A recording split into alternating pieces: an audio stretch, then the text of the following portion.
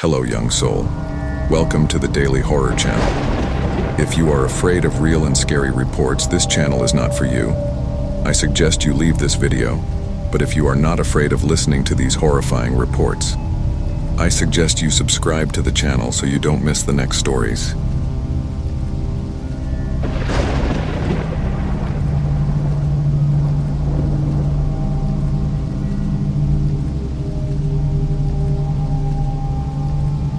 On the outskirts of a small town called Villa Verde, lost in the mountains and surrounded by dense vegetation, there is a story that most residents avoid discussing. A story of mysterious disappearances dating back decades. An ancient cult, the Guardians of the Moon, is said to be responsible for these events. Their dark rituals and human sacrifices are frightening legends that permeate the air of that region. But for an investigative journalist, these stories are exactly the kind of mysteries worth exploring. My name is Roberto, a 35-year-old journalist specializing in inexplicable phenomena.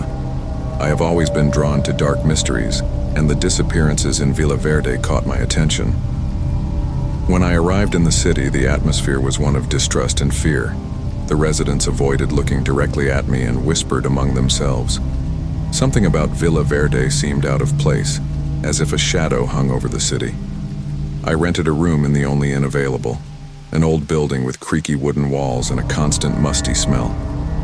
The owner, Donna Teresa, was an elderly woman with eyes that seemed to carry the weight of centuries. "You shouldn't be here," she said, handing me the key. "The disappearances, they are real. People come and don't come back." I ignored Donna Teresa's warnings, even more motivated to discover the truth.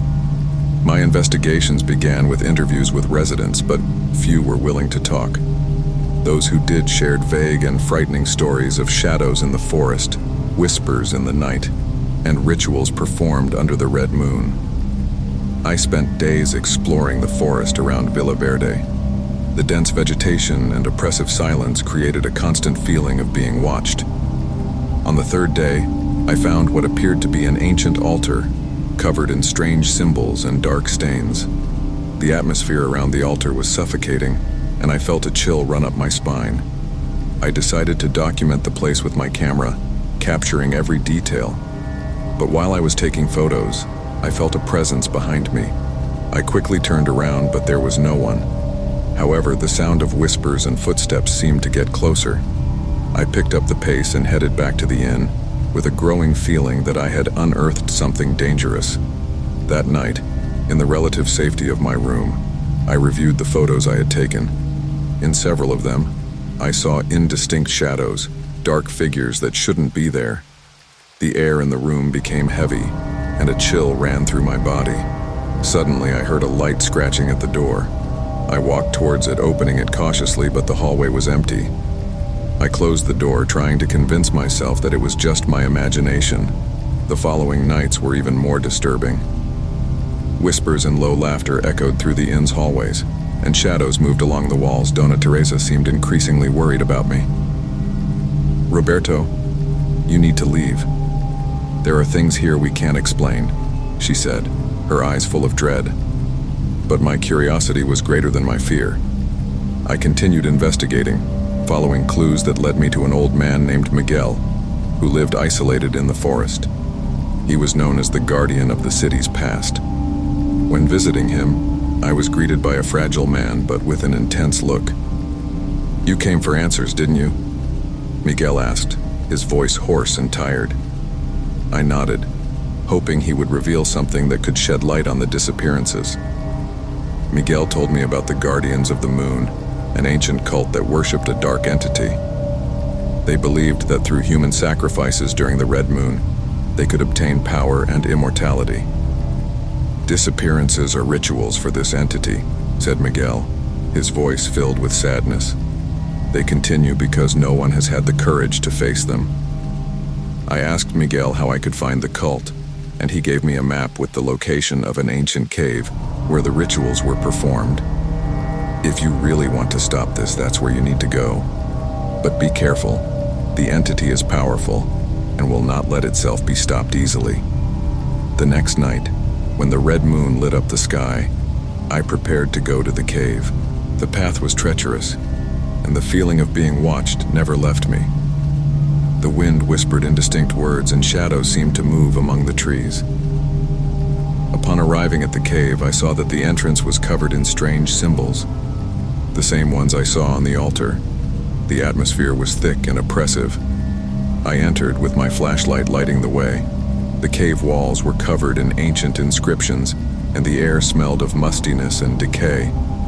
Suddenly, I heard voices coming from a room ahead.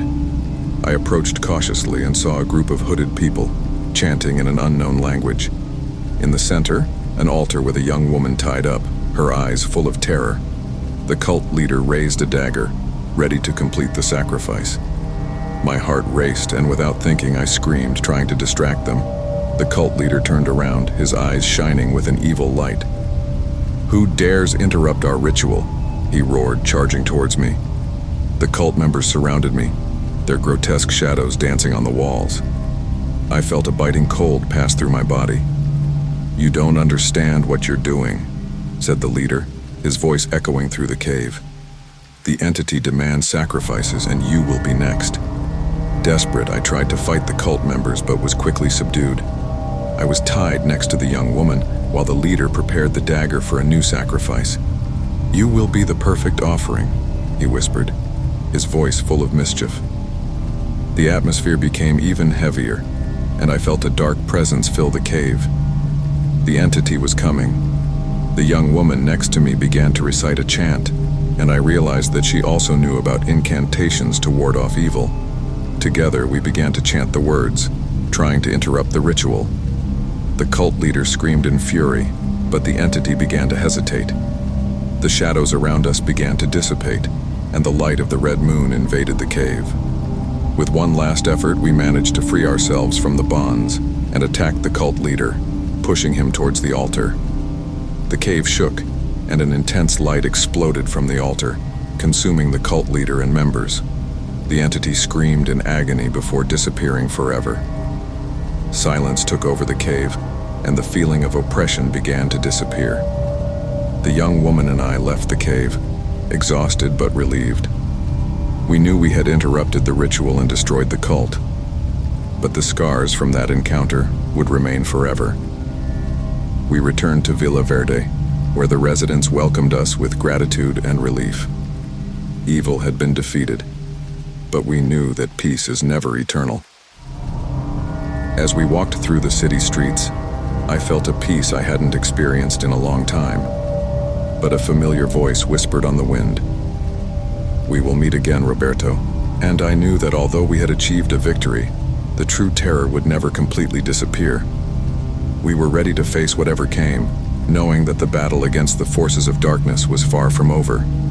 The days following our confrontation in the cave were relatively calm in Villa Verde.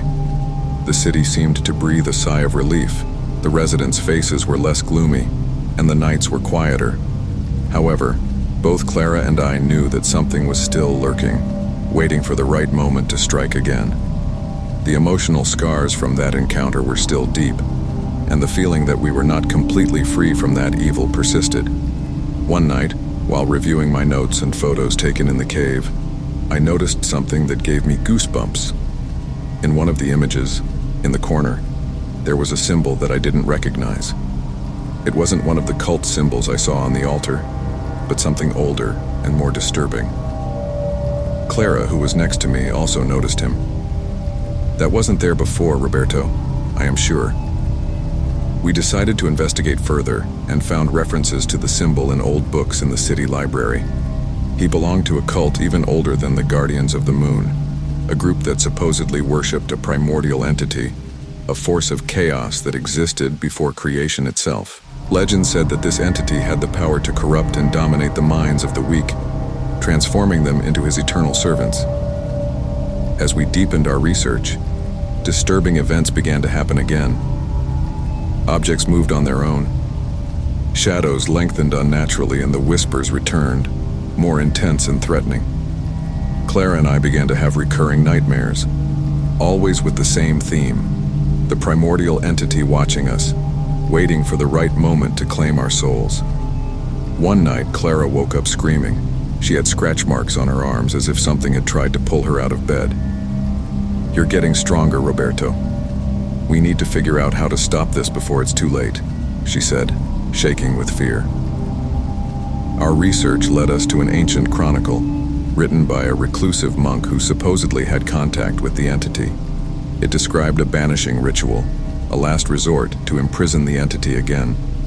But the ritual was complex and dangerous, requiring not only courage but also a sacrifice of something or someone linked to evil. We decided we had no choice. We needed to try the ritual, even if it meant risking our lives. We gathered the necessary materials and prepared to face the unknown. On the night of the full moon, we went to the place described in the chronicle, a hidden clearing in the heart of the forest, where the veil between the worlds was thinnest. The clearing was a place of oppressive silence, where even the animals seemed afraid to tread. The air was chilly, and the light of the full moon bathed the place in a pale, ghostly glow. We began the ritual, reciting the incantations in steady voices, but the feeling of being watched never left us. Suddenly, the ground began to shake, and a thick fog rose around us. From the shadows, the primordial entity emerged, a figure of pure darkness, without defined form, but with eyes that glowed like embers. "You dare challenge me?" His voice echoed in our minds, full of malice and power. Clara continued reciting the incantations, while I held the protective amulet. The entity advanced, and I felt an invisible force trying to rip the amulet from my hands. I fought it, shouting the incantations with all my might. The entity roared in frustration, but began to slowly retreat, as if it were being pushed by an invisible force. In the final moment of the ritual, Clara raised a ceremonial knife, ready for sacrifice. "We need to complete the ritual, Roberto. We have no choice," she said, tears streaming down her face. She made a small cut on her palm and let her blood fall to the ground, sealing the spell. The entity screamed in agony, and an intense light filled the clearing, forcing it to retreat further. With one last scream, the darkness was sucked back into the depths of the earth and silence took over again. We felt momentary peace, but we knew it wouldn't last. As we walked away from the clearing, exhausted but relieved, I heard one last whisper on the wind. "It doesn't end here, Roberto. We will meet again." And I knew that although we had achieved a victory, the true terror would never completely disappear. Clara and I were ready to face whatever came, knowing that the battle against the forces of darkness was far from over. The shadows of Villa Verde still had many secrets to be revealed, and our fight was just beginning. The days following our confrontation in the clearing were a desperate attempt to find some normalcy. Villa Verde seemed to regain its tranquility, but Clara and I knew that the peace was only superficial. The feeling of being watched never left us, and the whispers on the wind continued, although more distant. We tried to get our lives back on track, but the disturbing events never completely stopped. Objects moved on their own, shadows seemed to come to life, and the feeling of cold persisted in our house. Clara began to have recurring nightmares, increasingly intense, and I was also not immune to the terror that seemed to haunt us.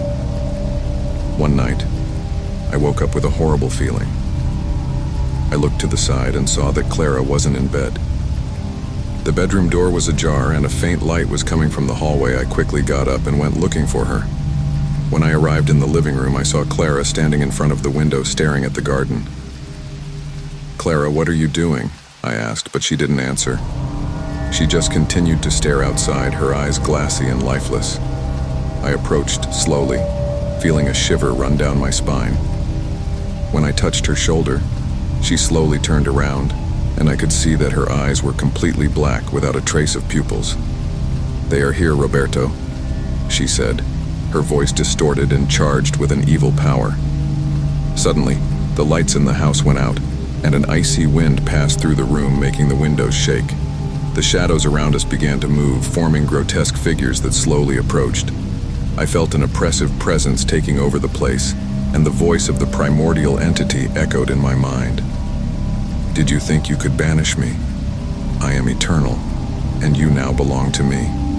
Desperate, I began to recite the incantations that Raphael had taught me, but the entity seemed stronger than ever. The shadows advanced, and I felt an invisible force push me against the wall. Clara, or whatever was controlling her body, began to approach me, her expression blank and threatening. "Clara, fight it!" I shouted, trying to reach her. "You are stronger than this entity." For a moment I saw a flash of consciousness in her eyes, but it was quickly suppressed by the evil force. She raised her hand, and an invisible power began to choke me, squeezing my neck with an overwhelming force. As I struggled to breathe, I heard the entity laugh in my mind. It was then that I felt something in my pocket, the protective amulet Raphael gave me. With my last strength, I picked up the amulet and held it tight, reciting the incantations with all the determination I had left. An intense light emanated from the amulet, illuminating the room and causing the shadows to recede. Clara screamed, her voice echoing that of the entity, and fell to the ground, unconscious. The amulet's light continued to shine, and the shadows were finally dispelled. The oppressive presence disappeared, and the house returned to silence. I ran to Clara, holding her hand, waiting for her to wake up. "Clara, please wake up," I whispered, tears streaming down my face. "You won? We won." After a moment that seemed like an eternity, Clara opened her eyes, now normal, but full of pain and tiredness. "Roberta, we did it?" she asked, her voice weak. "Yes, Clara, we did it," I replied, hugging her with all my strength. We knew the entity was banned, but the emotional and physical scars from that encounter would be permanent. In the days that followed, we tried to rebuild our lives, knowing that evil had been defeated but never completely destroyed. We decided to leave Villa Verde and start again somewhere else, far from the horrors we faced. On our last night in town, as we were packing, I heard one last whisper in the wind. "We will meet again, Roberto." I felt a shiver, but I knew that for now, we were safe. Clara and I set out at dawn, determined to find a place where we could finally live in peace. The battle against the forces of darkness was far from over, but we were ready to face whatever came. The true terror would never completely disappear, but at least for now, we had a chance to start over.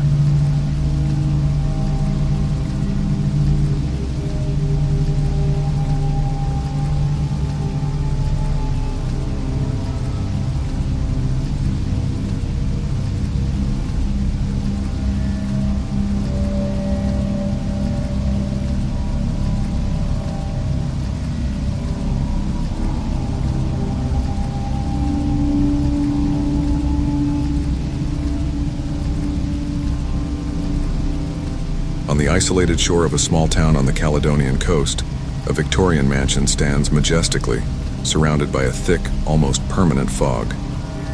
Misty Mansion, as it is known by locals, carries a dark reputation, fueled by stories of mysterious disappearances and supernatural events. Over the years, no one has dared to approach the property except the bravest or the most foolish. Anna was one of those people. An investigative journalist for a major newspaper, she has always been attracted to mysteries and hidden stories. After hearing about the strange events surrounding Misty Manor, she decided she needed to discover the truth behind the legends. Her interest was not only professional, but also personal.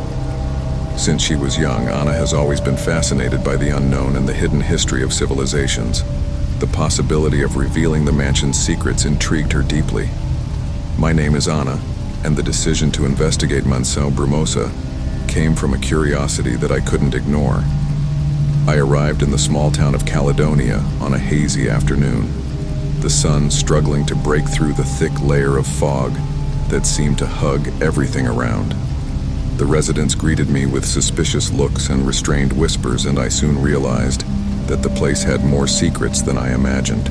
The first person I spoke to was an elderly fisherman called Seu Carlos, who seemed to have seen more than he wanted in that life. He told me about the disappearances and the unexplained events that haunted the city. Many believed that the mansion was cursed and that the spirits of its former residents still roamed the dark corridors seeking revenge. I decided that I would need to enter the mansion to discover the truth. The next morning, Equipped with a camera, a notebook, and a flashlight, I headed towards the location. The walk along the coastal road was lonely and oppressive, the sound of the waves crashing on the rocks mixing with the whisper of the wind. When I finally saw the mansion through the fog, a feeling of uneasiness came over me. The imposing structure was covered in vines, and the windows were black eyes that seemed to watch me. I pushed open the rusty iron gate, which creaked ominously, and walked to the main entrance. The heavy wooden door pushed open, revealing a dark and dusty entrance hall. The air was thick and cold, and the silence was almost palpable. I decided to begin my exploration in the east wing of the mansion, where I had heard the strangest events took place. As I walked through the dark hallways, small, disturbing events began to happen. I heard inexplicable noises, like distant whispers and footsteps echoing off the walls. The shadows seemed to move as the light from my flashlight danced across them, creating bizarre and frightening shapes. I tried to remain calm, but the fear grew with each moment. In an abandoned living room, I found an old diary belonging to Beatrice, the last known resident of the mansion. The pages were filled with disturbing accounts of dark visions and supernatural events she had experienced. Reading the diary made me feel as if Beatrice was there with me, watching my every move. As the night progressed, the fog around the mansion seemed to intensify, seeping through the cracks in the windows and doors. The air grew even colder, and the feeling of oppression increased. I decided to investigate the upper floor, where rumors said the presence of the spirits was strongest. I climbed the creaky stairs, trying to ignore the feeling of being followed. In the second-floor hallway, I saw a shadow move quickly, disappearing into one of the rooms. With my heart pounding, I followed the shadow and entered a room that seemed to be the old office of the lord of the mansion. On the solid wooden table, there was a series of old letters and documents that told the story of a cult that met secretly in the mansion, performing dark rituals and sacrificing people in search of power and eternal life. As he was examining the documents, the office door closed with a bang. I quickly turned around, but there was no one there. The temperature dropped drastically, and a freezing fog began to form in the room.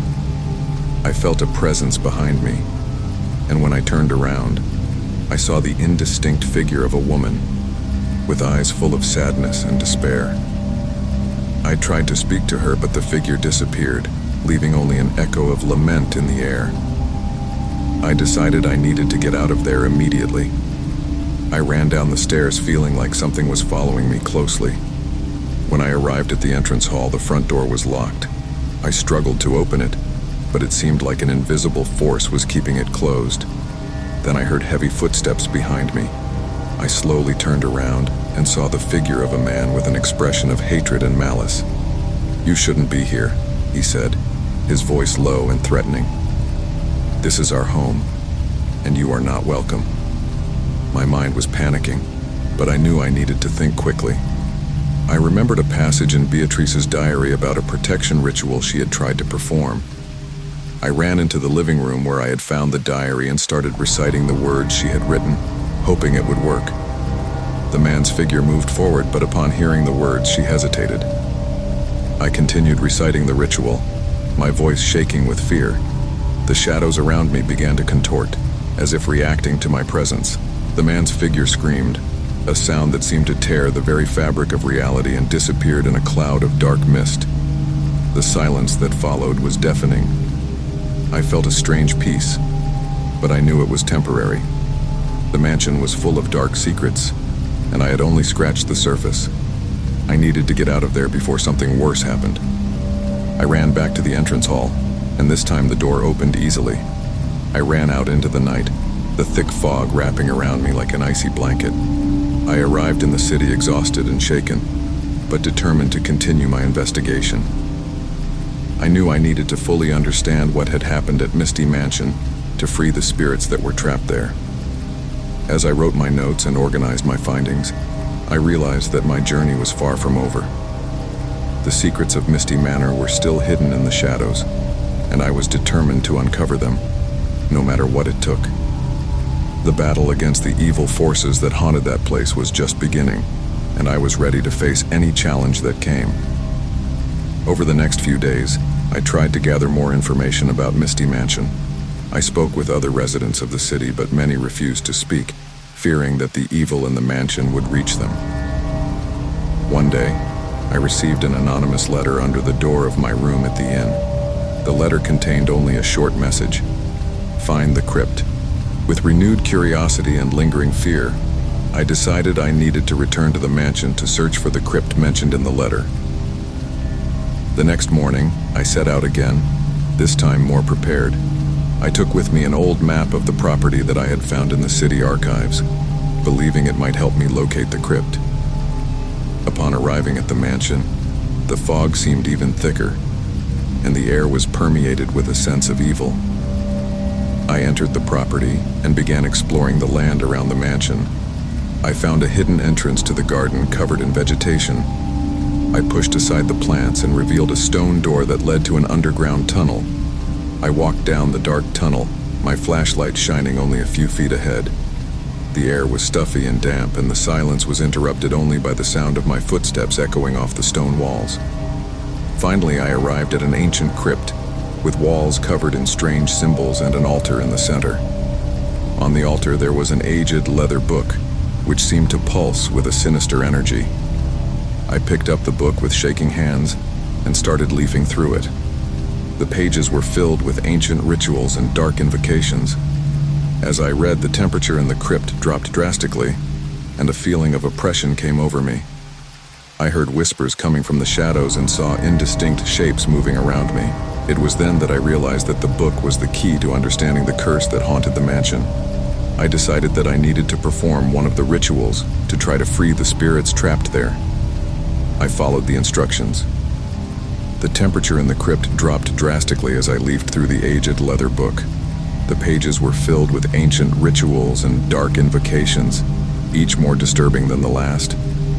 As I read, the feeling of oppression increased, and the whispers coming from the shadows intensified, creating an atmosphere of increasing terror. I decided that I needed to perform one of the rituals to try to free the spirits trapped in the mansion. I followed the instructions meticulously, arranging candles around the altar and drawing a protective circle on the floor with a white powder found in the crypt. With shaking hands, I began to recite the words written in the book, my voice echoing off the cold stone walls. As he recited, the atmosphere in the crypt became even heavier. I felt a presence approaching, and the shadows around me began to contort, taking on grotesque and threatening shapes. Suddenly, a pale, indistinct figure appeared before me, with empty eyes that seemed to suck in all the light in the room. "You shouldn't be here," the figure whispered, his voice echoing in my mind. I tried to continue the ritual, but my voice gave out. Fear consumed me, and the figure got closer and closer, bringing with it a feeling of extreme cold. The shadows around him moved like tentacles, trying to envelop me.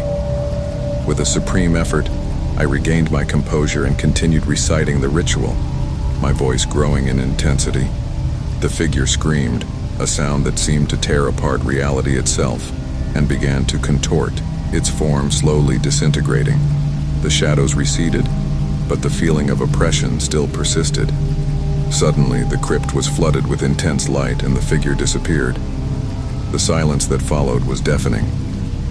I felt a strange peace, but I knew it was temporary. There was something more in the mansion, something I hadn't yet faced.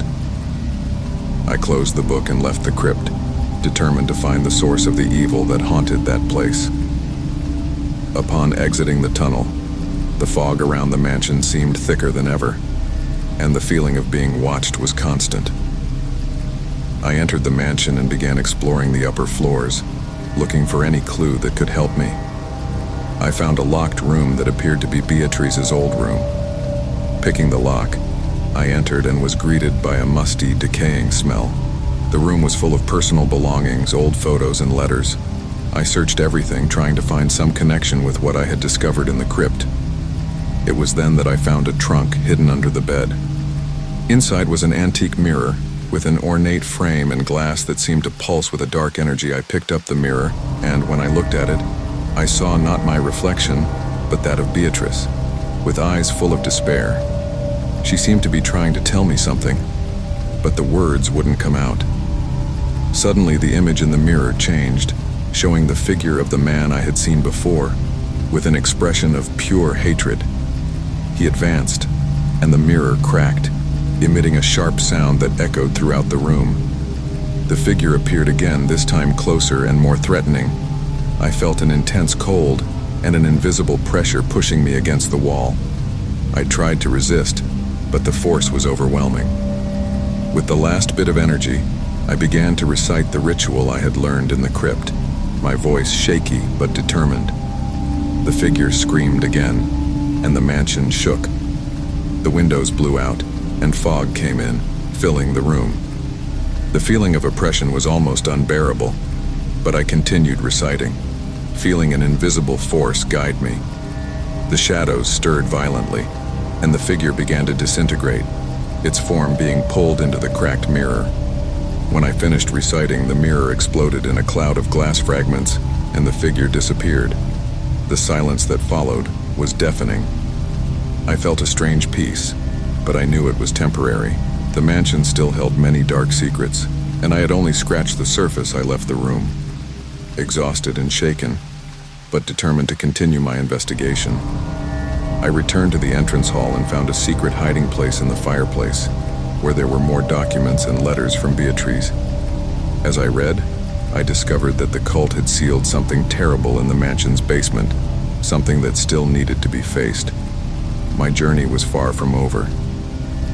The story of the Mansion of the Mist still had many chapters to be written, and I was determined to be the author of that story. I prepared to descend underground again, knowing that the true battle against the evil that haunted that place was just beginning. Night was falling, and the fog was becoming even thicker, enveloping the mansion like a shadowy cloak. I felt a constant presence around me, as if the spirits of the mansion were watching my every move. I decided I needed to face whatever was sealed underground and free the spirits trapped there once and for all. I went underground again, my flashlight flickering in the darkness. The air was heavy and thick, and the silence was interrupted only by my footsteps echoing off the pedestrian walls. I reached the chamber where I had found the grimoire, but this time, something was different. In the center of the room, there was a pedestal with a statue of a fallen angel. Its stone eyes seeming to follow me, I began to recite the final ritual, using the words I had found in Beatrice's documents. As I recited, the chamber began to shake, and the statue of the fallen angel began to move, as if it were coming to life. I felt an invisible force pulling me back, but I continued reciting, determined to end it once and for all. The statue stood up, its eyes shining with a malevolent light. The shadows around him twisted, forming grotesque and threatening figures. I felt a sharp pain in my chest, as if something was trying to rip out my soul. But I continued, my voice growing in intensity. Suddenly, the statue screamed, a sound that seemed to tear the very fabric of reality. The chamber was flooded with intense light, and the shadows dissipated. The statue began to disintegrate, its form turning into dust that was sucked into the pedestal. When the light dimmed, the chamber was silent. The air was light, and the feeling of oppression was gone. I felt a strange peace, but I knew it was temporary. The mansion still held many dark secrets, and I had only scratched the surface. I returned to my room at the inn, exhausted and shaken, but determined to continue my investigation. I knew that the story of the Mansion of the Mist was far from over, and that my experience had only scratched the surface of the dark mysteries that place held.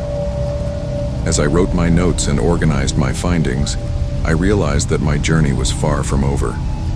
The secrets of Mist Manor were still hidden in the shadows, and I was determined to uncover them, no matter what it took. The battle against the evil forces that haunted that place was just beginning, and I was ready to face any challenge that came.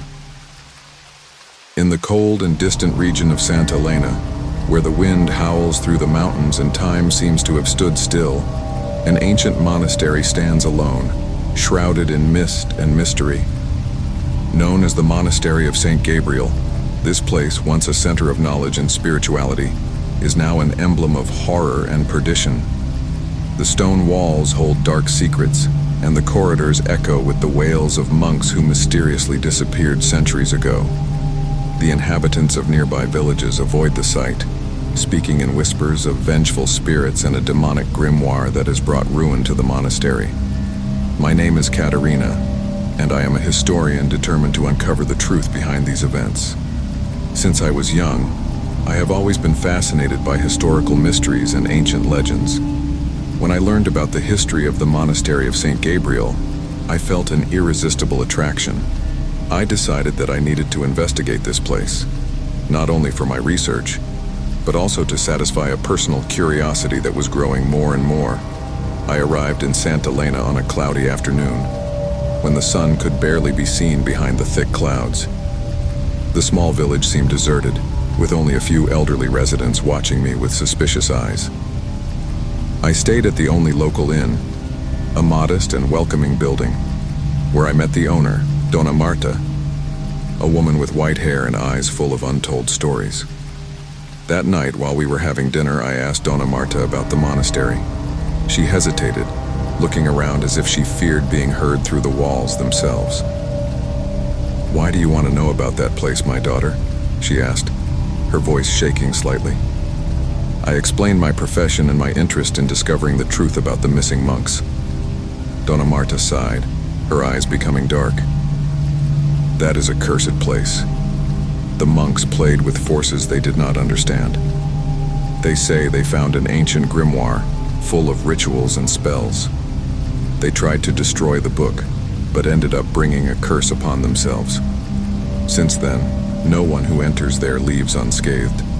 I, however, was determined to investigate.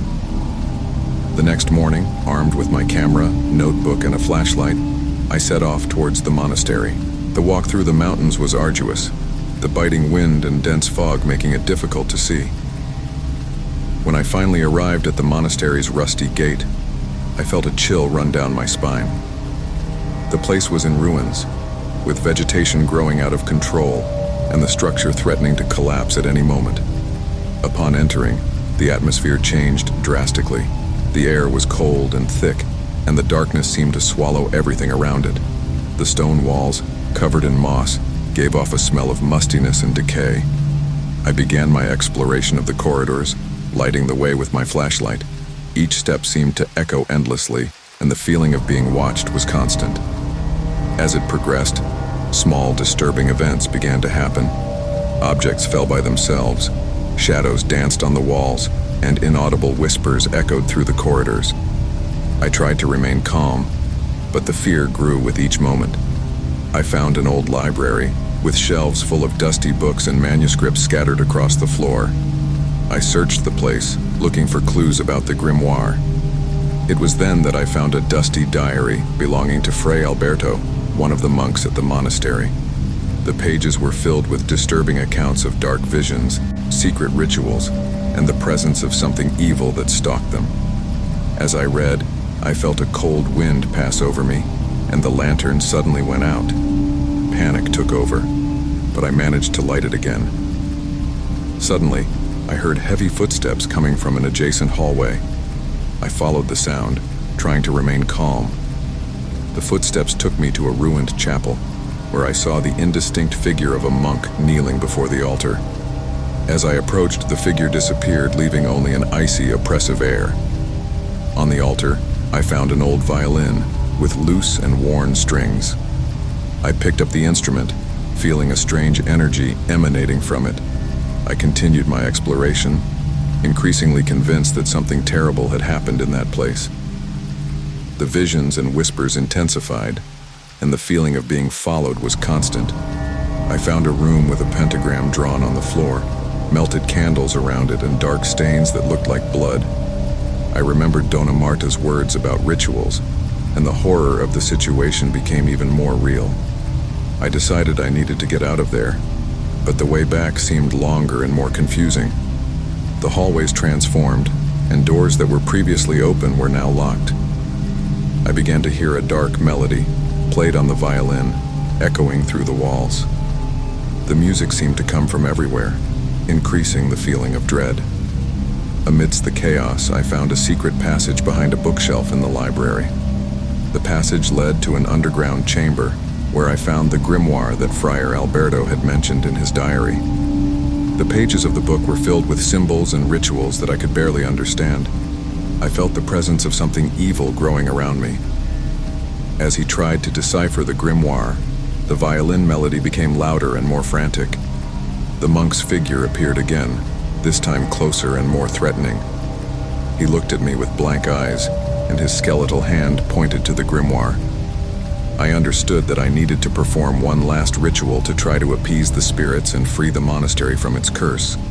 With shaking hands, I began to recite the words of the ritual, following the instructions in the grimoire.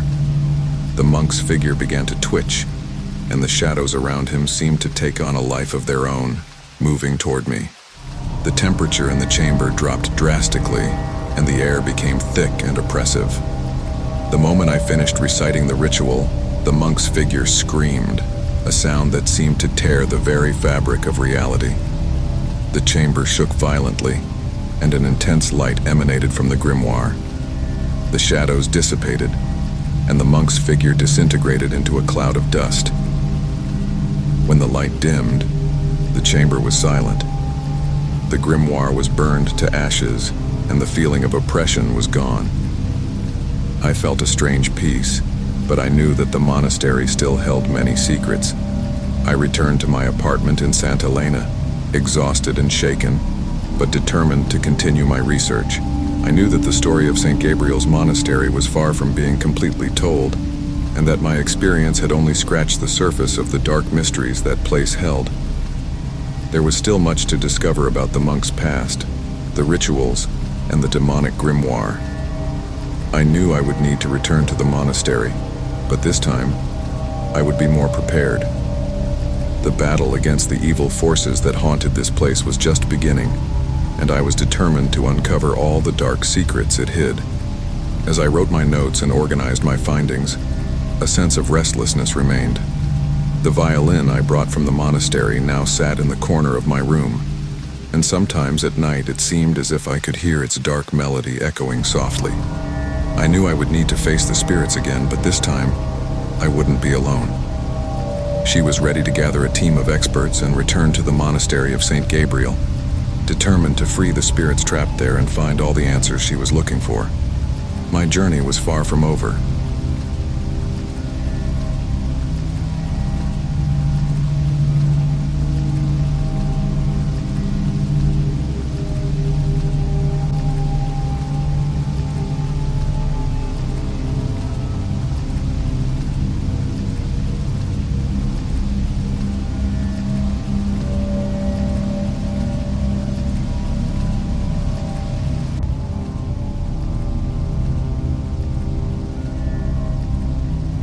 Deep in a dense forest where sunlight barely penetrates the treetops and the air is always thick with humidity and mystery, lies a secluded cabin.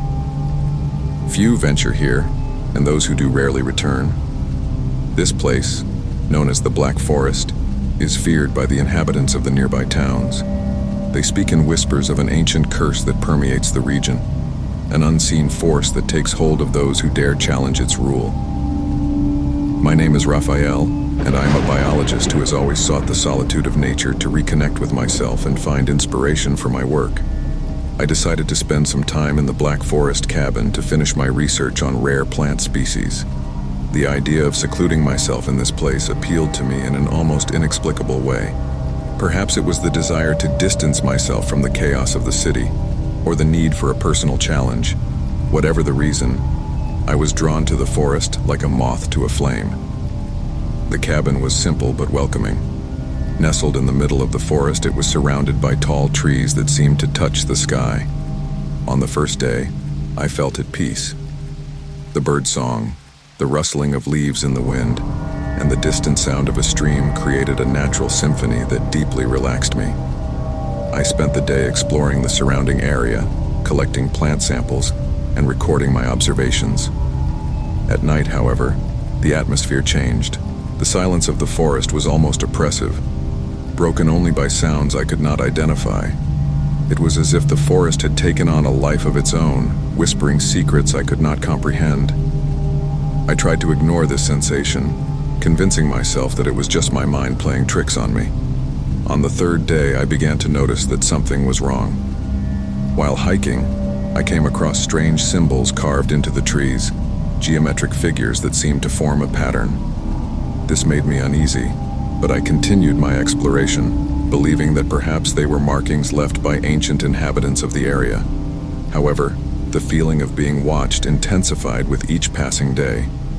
It was as if the invisible eyes of the forest were always upon me, following my every move. At night, the cabin became a precarious refuge from the oppressive darkness. One night, I woke to the sound of soft footsteps downstairs. My heart raced. I grabbed a flashlight and crept downstairs, trying not to make any noise. When I reached the living room, no one was there. The doors and windows were locked, but the feeling that I was not alone lingered. I decided to ignore it and go back to bed, but sleep did not come easily. The next few days were filled with increasingly disturbing events. Objects moved on their own, voices whispered in my ear, and shadows danced on the walls. My sanity was being tested. I began to question my decision to come to the Black Forest, but something kept me from leaving. It was as if an invisible force held me there. One morning, when I was reviewing my notes, I found pages torn and scribbled with words I did not recognize. I was terrified. I decided to investigate the cabin and the forest further, hoping to find some explanation. During one of my forays, I came across a cave hidden behind a wall of thick vegetation. The entrance was narrow, and a musty, decaying smell emanated from within. I entered the cave with a flashlight in hand, my footsteps echoing off the damp walls. The air was heavy, and I felt an oppressive presence around me. Deep inside the cave, I found a crude altar with objects that seemed to be used in ancient rituals. On the floor were more strange symbols, similar to those I had seen on the trees. As I examined the altar, I found an old journal. The pages were yellowed and brittle, but I was able to read parts of it. The journal described the history of an ancient tribe that lived in the forest and performed rituals to appease a dark entity that inhabited the place. These rituals involved human sacrifice and invocations of unknown forces. As I read the journal, I felt a presence behind me. I turned quickly and saw a hooded figure, its eyes glowing with a ghostly light. Utter dread gripped me. The figure began to recite words in a language I did not understand, and the cave seemed to vibrate with an evil energy. I ran as fast as I could, out of the cave and back to the hut. My nights became unbearable. My dreams were filled with visions of sacrifices and rituals, and I would wake up in a cold sweat, my heart racing. The forest around the cabin seemed to close in on me more and more, the trees leaning as if they wanted to imprison me. I decided that I needed to get out of there before I completely lost my mind. One particularly cold and dark night, I woke up to a high-pitched sound, like a distant scream. I got up and went to the window. The forest was shrouded in dense fog, and shadows moved between the trees. I grabbed my flashlight and decided to go out to investigate, driven by a mixture of curiosity and desperation. I walked through the forest, the sound of my footsteps muffled by the leaf-covered ground. The whispers seemed to intensify around me, and the feeling of being watched was overwhelming. It was then that I saw the hooded figure again, this time closer. She was standing next to a tree, looking straight at me.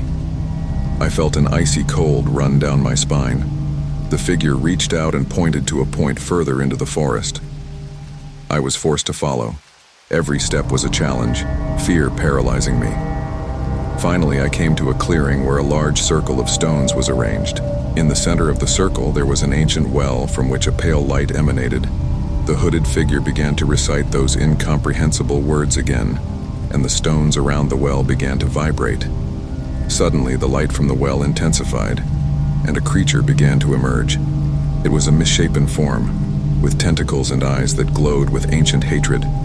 The presence of that entity was overwhelming, and I knew I was facing the source of the forest curse. Absolute panic took over me, and I backed away, trying to find a way out.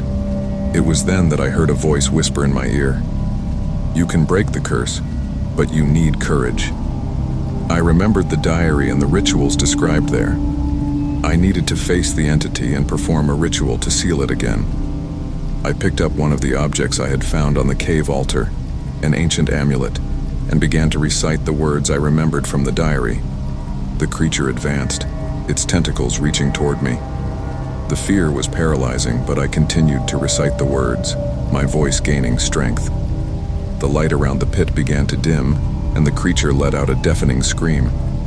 I continued the ritual, feeling a powerful energy envelope me. Finally, the creature began to retract, being sucked back into the pit. The hooded figure screamed, and his robes crumbled into dust.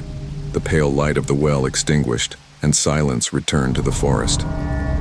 I fell to my knees exhausted, but I knew I had done it.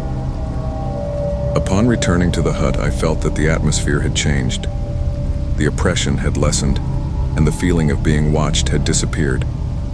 I decided it was time to leave the dark forest and share my story. The curse had been broken, but the memory of those events would stay with me forever.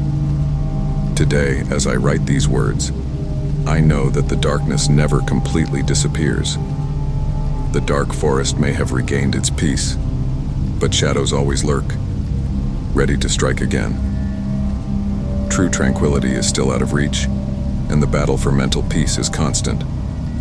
I hope that one day, finally, we can find true peace, away from the shadows that still surround us. The darkness may recede, but it never completely disappears, always lurking, ready to envelop us in its cold, deadly embrace once again. After leaving the dark forest, I returned to the city with the intention of never returning.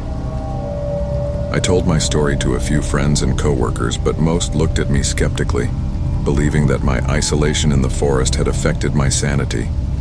Even so, I continued my work as a biologist, trying to regain normality in my life. However, memories of the disturbing events never completely disappeared. One night, as I reviewed my notes about the dark forest, I noticed something unsettling. There was a pattern to the symbols I found, something I hadn't noticed before. The geometric figures formed a map of the forest, highlighting specific areas. Among them, a place that I had not explored. I felt an inexplicable attraction to this new discovery, a calling that I could not ignore. I was plagued by recurring nightmares where the hooded figure and the creature from the pit appeared, their eyes glowing with hatred. I woke up in a cold sweat. My heart was racing. It was then that I received a cryptic message sent by someone who signed only as Shadow Guardian. The message read, "The curse is not completely broken. You still have a role to play." Despite my fear, I knew I needed to return to the dark forest. I packed my things and prepared for the journey. Arriving at the forest, I felt a familiar oppression. The trees seemed to whisper dark secrets, and the air was charged with negative energy.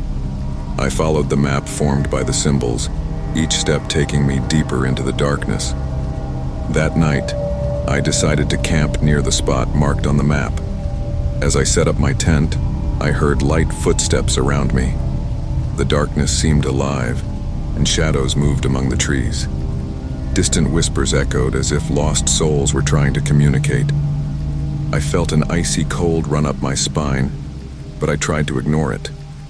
Suddenly, I saw a figure in the distance. It was a woman, dressed in white with long, disheveled hair. Her eyes were fixed on me, shining with a disturbing intensity. Before she could react, she disappeared into the darkness.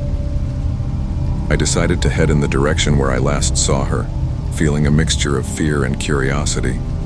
With each step, the feeling of being watched increased. I arrived at a clearing lit by the pale light of the moon. In the center, there was a circle of stones, similar to the one I found before, but larger and more imposing. In the middle of the circle, a bonfire burned with blue flames, emanating an unsettling energy. I felt the presence of something ancient and powerful. It was then that I saw the woman again. She was standing by the fire, reciting words in an ancient language.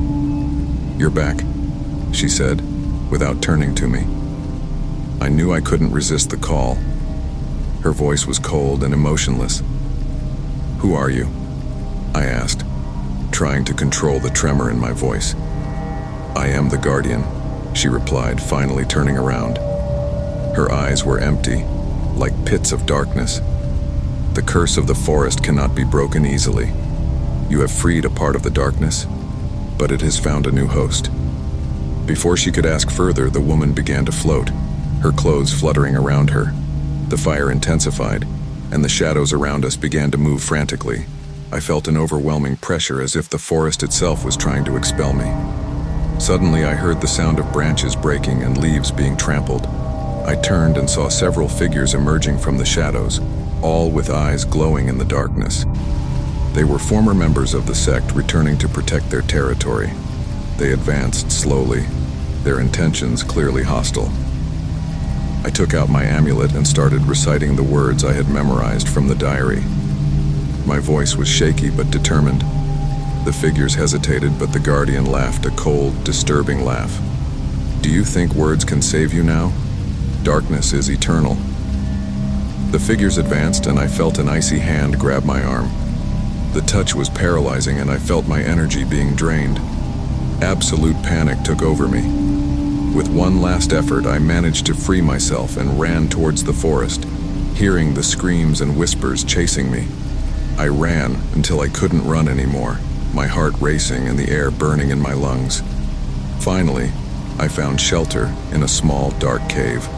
I was exhausted, but I knew I couldn't stop. I needed to find a way to seal the darkness once and for all. As I rested, I heard a familiar whisper. "You need to find the heart of the forest," said the voice, soft and insistent. "Only there can the curse be broken." With renewed determination, I got up and followed the direction indicated by the whispers. The forest seemed to conspire against me, but I continued moving forward, guided by an invisible force. After hours of walking, I found a colossal tree, its roots spreading like tentacles across the ground. In the trunk, there was a crack that emanated a faint, pulsating light. I knew that was the heart of the forest. I entered the crevasse, feeling the pressure increase with each step.